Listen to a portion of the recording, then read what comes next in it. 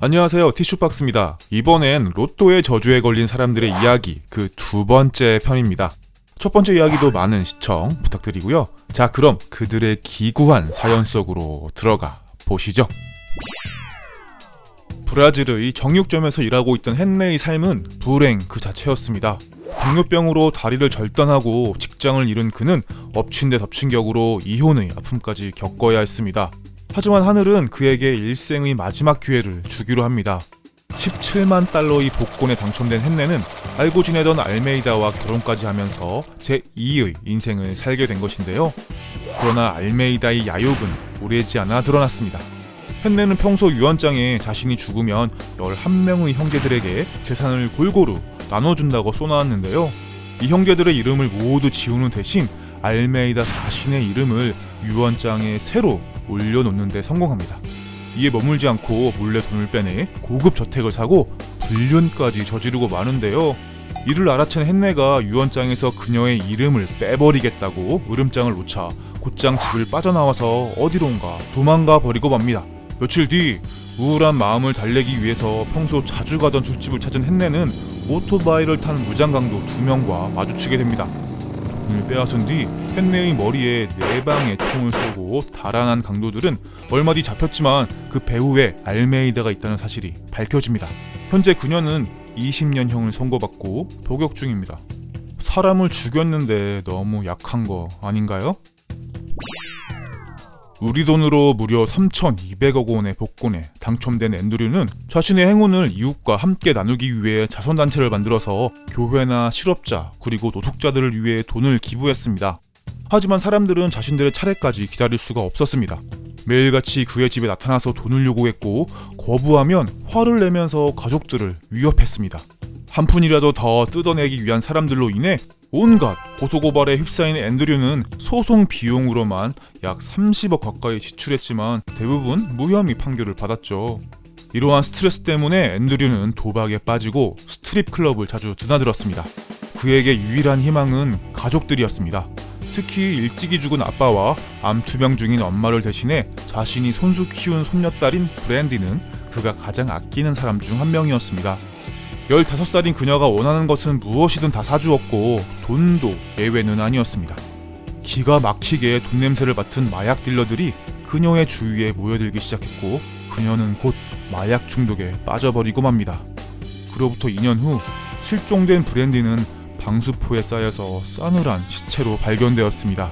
몸에선 마약이 검출되었지만 정확한 사망 원인은 아직 밝혀지지 않았습니다. 손녀딸이 죽고 42년간 함께했던 아내와도 이혼한 앤드류는 그 이듬해 암투병 중인 딸마저 저 세상으로 보내야만 했습니다. 지금 그는 복권이 당첨되기 전으로 돌아가고 싶어합니다. 맥 맷컬프와 그의 두 번째 부인 메리다는 2000년 3,400만 달러라는 잭팟을 터뜨렸습니다. 지게차 운전과 상자 접는 일을 당장 그만둔 두 사람은 당첨금을 나눠 갖고 평화롭게 합의하에 이혼을 했죠. 하지만 불행은 곧 찾아왔습니다. 맷컬프는 헤어진 첫 번째 부인으로부터 아이들의 양육비 소송을 당했고요. 술에 취한 상태에서 여자친구에게 50만 달러를 털리기도 했습니다. 그는 점점 술에 의존하기 시작했고 결국 로또에 당첨된 지 3년 만에 알코올 중독으로 사망했습니다. 메리다는 큰 저택을 구입해서 길고양이들을 집으로 데리고 와서 함께 행복한 시간을 보냈지만 그 행복은 오래가지 못했습니다. 남자친구가 마약 중독으로 자신의 집에서 사망한 것을 시작으로 그녀의 집은 마약 소굴로 바뀌어 갔습니다. 결국 그녀도 추수감사절 바로 전날 군데에 부패된 채 시체로 발견되고 말았습니다. 정확한 그녀의 사인에 대해선 아직 알려진 바가 없습니다. 이번엔 한국에서 일어난 일입니다. 광주에서 식당을 하던 김모 씨는 우연히 구입한 로또 덕분에 23억 원이라는 대박을 터뜨렸습니다. 모든 친인척들에겐 비밀로 하고 아내에게만 당첨 사실을 알린 채 하고 있던 식당을 단칼에 접어버리고 주식 투자와 다른 사업을 하기 시작합니다. 광주에서 가장 번화한 곳에 유흥주점을 열면서 인테리어와 임대비만 수억 원을 썼지만 사업 수완이 없어서 곧 망해버렸고 다른 음식점도 차렸지만 이마저 신통치 않았습니다. 주식 또한 수억 원을 투자했지만 면밀한 분석 없이 덤벼들었던 그에게 찾아온 건 빈 깡통뿐이었습니다. 설상가상 아는 사람에게 거액의 사기까지 당하면서 23억 원이라는 돈은 순식간에 사라져버리고 빚까지 수천만 원친 상황에 몰렸습니다. 부인에게 이혼까지 당한 그는 폭염이 내리쬐던 7월 목욕탕을 찾았습니다. 여름이라서 아무도 없는 목욕탕에서 문을 잠근 채 준비해온 노끈으로 목을 매달고 만 것이죠. 목욕탕 주인이 곧장 이를 발견하고 경찰에 신고했지만 이미 때는 늦어버렸습니다. 2천만 달러의 당첨금을 탄 제프리는 아내와 상금의 절반을 나누곤 이혼을 했습니다. 그리곤 곧 새 아내로 크리스탈을 맞아들였죠. 두 사람은 팝콘 가게를 열어 행복하게 사는 것처럼 보였습니다. 크리스탈의 동생 빅토리아가 나타나기 전까진 말이죠. 빅토리아의 초대를 받아 그녀의 집을 방문한 제프리는 이미 빅토리아의 남자친구인 나다니엘도 와 있는 걸 발견하죠. 사실 빅토리아와 나다니엘은 제프리에게 금전적인 도움을 많이 받고 있었습니다. 하지만 이들에겐 더 많은 돈이 필요했죠.